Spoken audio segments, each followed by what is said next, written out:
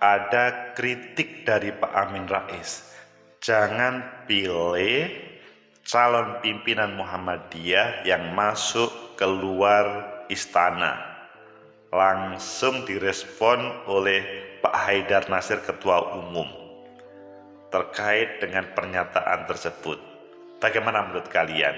Apakah yang masuk keluar istana itu layak, berhak untuk dipilih, atau menurut analisis saya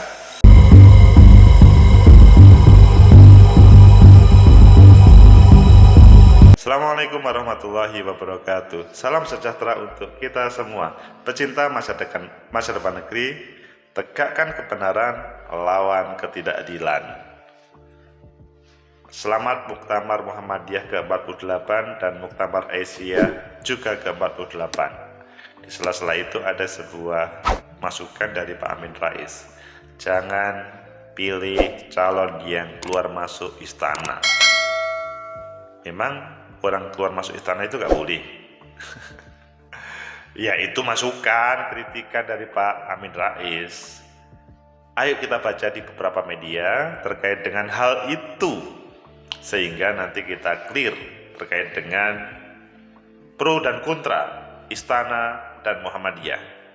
Pertama kita baca Tempo, Muktamar Muhammadiyah dan Rais, pemilihan calon anggota PP via e-voting penuhi azas luberjur. Maksudnya yang disampaikan Pak Dahlan Rais ini ya boleh-boleh siapapun boleh, pokoknya menggunakan e-voting dan azas luberjur, langsung membebas jujur semuanya.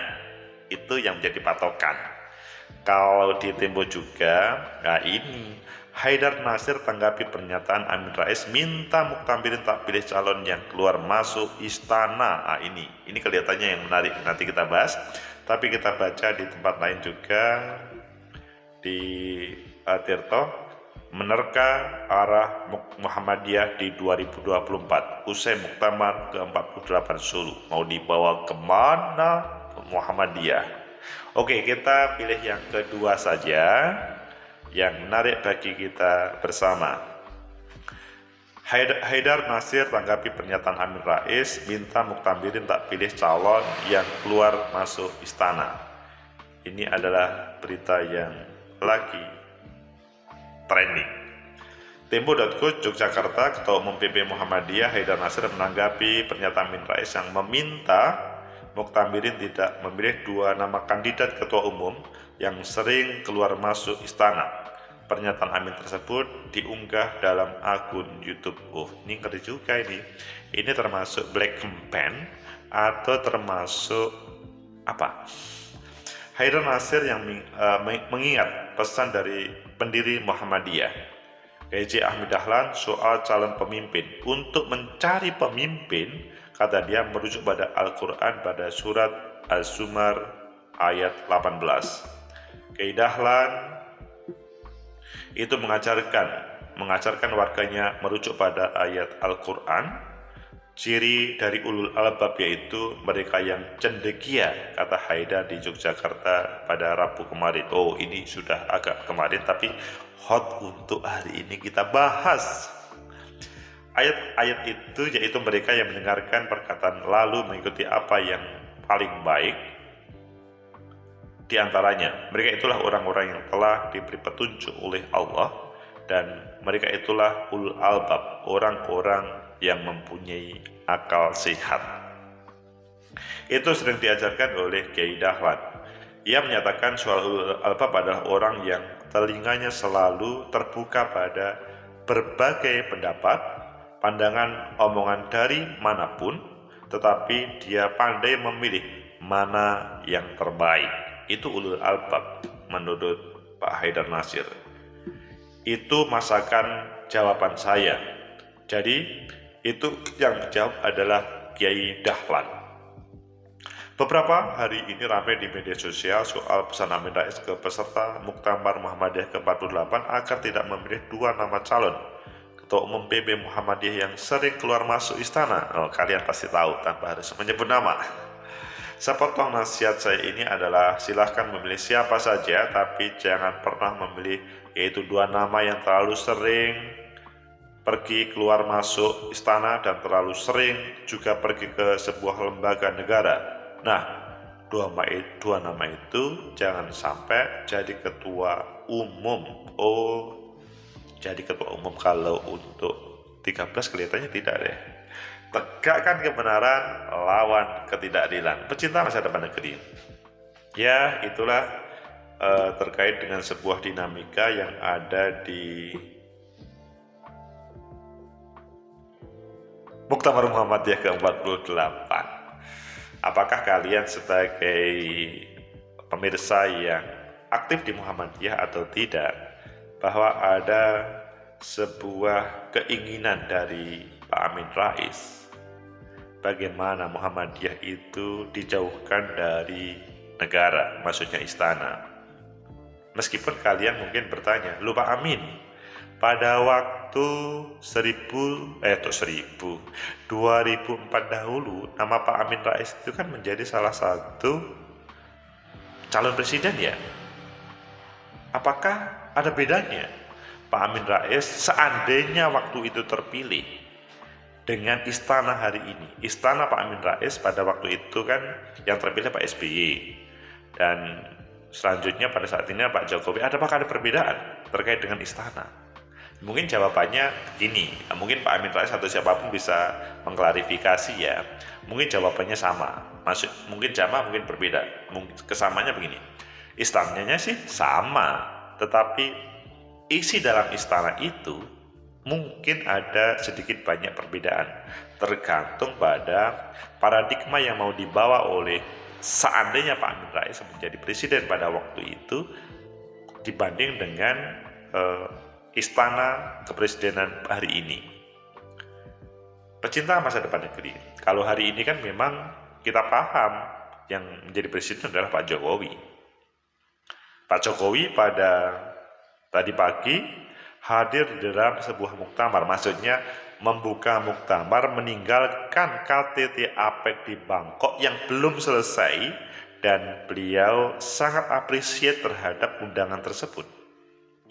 Apakah hal ini bisa mengklarifikasi terhadap istana yang mempunyai label taruhlah negatif dari Pak Amin Rais? Ya, itu perlu ada sebuah diskusi yang menarik, maksudnya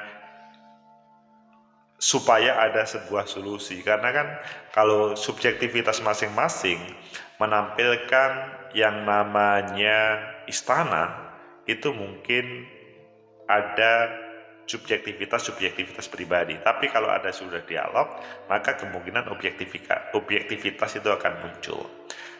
Pecinta masa depan negeri, ya itulah sebuah dialog ya. Jadi tidak ada dialog yang jelek. Dialog yang kadang-kadang ada perbedaan cara pandang atau bahkan terjadi serius, itu adalah baik. Tapi intinya bahwa Pak Amin Rais 2004 dengan hari ini berbeda dalam melihat istana. Kalau 2004 Pak Amin Rais melihat itu adalah positif, sehingga Pak Amin Rais sesudah menjadi ketua MPR mencalonkan diri sebagai atau dicalonkan sebagai presiden meskipun belum terpilih. Dan pada saat ini Pak Amin Rais melihat hal yang kelihatannya berbeda dengan pandangannya Pak Amin Rais pada 2004. Itu sah-sah saja. Tegakkan kebenaran, lawan ketidakadilan. So, apakah kalian yang khususnya muktamirin boleh nggak mengikuti pendapatnya Pak Amin Rais, atau boleh nggak mengikuti pendapatnya Pak Haidar, atau boleh enggak mengikuti keduanya, atau tidak mengikuti keduanya? Pecinta masa depan negeri, lebih baik menurut saya sebuah istihad dari masing-masing itu adalah yang penting. Oh, ini sudah masuk ke wilayah apa itu muktamar ya? Ya, kalau begitu kita serahkan kepada para muktamirin untuk mengambil apa yang disampaikan Pak Haidar, apa yang disampaikan Pak Amin Rais, selanjutnya mengambil sebuah kesimpulan di masing-masing. Yang pasti sudah ada calon yang kemarin sudah ditanfidkan. Jadi pada proses pemilihan nanti, masing-masing diberi kesempatan untuk memilih terbaik di bukan negeri, di Perserikatan Muhammadiyah. Dan Perserikatan Muhammadiyah tidak ada lain kecuali mengajak semuanya untuk menghadirkan sebuah kebaikan. Jadi ada kalimat fastabiqul khairat untuk menjadi pemimpin, itu iya. Kalian para muktamirin pasti tahu siapa-siapa saja yang terbaik sebelum ada komunikasi dengan lain. Sesudah kalian mempunyai persepsi awal, selanjutnya kalian pasti berkomunikasi di arena muktamar dan pasti ada masukan dari apakah teman atau sahabat atau saudara atau pimpinan di atasnya terkait dengan siapa yang akan dipilih, dan itu masih bebas. Kata Pak Dahlan Rais tadi, pokoknya ini voting luber cur, langsung umum, bebas, rahasia, dan jujur. Maka ya muktamirin yang mempunyai hak. Apakah selanjutnya keputusannya seperti yang disampaikan oleh Pak Amin Rais atau sebagai yang disampaikan oleh Pak Haidar Nasir? Menurut analisis saya, jalan keluar terbaik adalah muktamirin harus yakin terhadap pilihannya masing-masing, tidak diintervensi oleh yang lain. Loh, di sana kok ada yang memberikan informasi, ada potongan kertas tertulis nama. Kalau asik itu kalau ada yang muncul di sekitar muktamar Muhammadiyah 48, ada banyak kertas yang berseliweran di arena muktamar, tapi bukan bergambar atau berwarna merah, tapi berwarna putih. Itu pun tulisannya para calon 13 yang akan dipilih. Wah, ini tradisi Muhammadiyah yang sangat baik, dalam artian memilih bukan karena uang, bukan karena politik uang, tetapi karena ya sebuah ijtihad dari masing-masing. Selain di sela-sela itu ada semacam intervensi. Apakah intervensi diikuti atau tidak, itu silahkan. Yang pasti keinginan Pak Amin Rais itu adalah demi kebaikan Muhammadiyah. Penjelasan Pak Haidar Nasir itu adalah demi klarifikasi para muktamirin supaya tidak diintervensi oleh kalimat dari siapapun. Tegakkan kebenaran, lawan ketidakadilan. Maka silahkan memilih sesuai dengan nurani masing-masing. Muhammadiyah sebetulnya sudah menjadi lembaga atau perserikatan yang luar biasa. Sepertinya pemimpin siapapun akan tetap bagus, karena sudah survive. Jadi siapapun pemimpinnya di Muhammadiyah ini, itu Muhammadiyah sudah jalan. Jadi manajemen organisasi perserikatan itu sudah berjalan, sehingga 13 orang ini adalah hanya sebagai simbol menurut saya loh. Mungkin kalian juga punya pendapat lain. Menurut saya itu siapapun dari calon-calon yang sudah terpilih dan kemudian ditanfidkan itu adalah sesudah luar biasa. Sehingga siapapun yang akan dipilih itu adalah yang terbaik. Yang pasti dalam bahasa Ketua PP Pak Haidar, harus ulul albab, mau mendengarkan dari siapapun, tapi kemudian mengambil kesimpulan yang terbaik. Jadi kita tetap harus berterima kasih kepada Pak Amin Rais atas masukannya. Kalau menurut saya sih itu sebagai semacam warning supaya PP Muhammadiyah ke depan itu tidak disalahgunakan oleh orang yang tidak bertanggung jawab, apalagi mengatasnamakan Muhammadiyah demi kepentingan sendiri, demi kepentingan pribadi. Itu yang menjadi masalah besar. Dan kita harus sangat berapresiasi kepada Pak Haidar Nasir yang mengklarifikasi tersebut. Tentunya ya demi kebaikan bersama. Bahwa Muhammadiyah menjadi bagian dari negara, itu iya. Muhammadiyah memberi sumbangsi terhadap negara, iya. Bahwa Muhammadiyah lahir sebelum Indonesia merdeka, itu iya.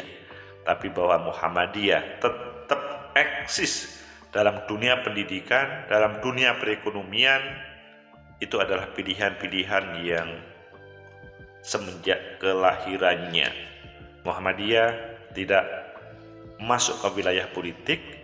Biarlah para anggota perserikatan aktif di berbagai partai politik, tapi semuanya kembali ke Muhammadiyah. Semoga bermanfaat. Sekali lagi selamat Muktamar Muhammadiyah ke-48, selamat Muktamar Aisyah ke-48. Like, subscribe, comment, and share. Sampai jumpa.